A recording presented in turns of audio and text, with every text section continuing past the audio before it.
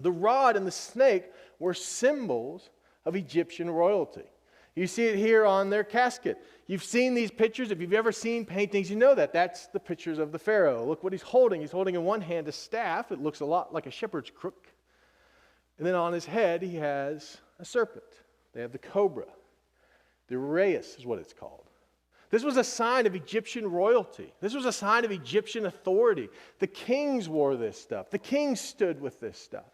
And so as God says here, lay down the staff, and it turns into a snake, God here is dealing with the Egyptians, this symbolism that they would have had, this sign of authority. The staff and the snake were both associated with Egyptian power, royalty, and their gods. And so what we see here from this first sign is this: God proves his power over Pharaoh.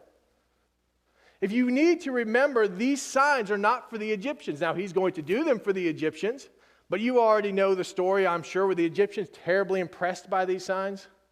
No. These signs were always intended for the Israelites.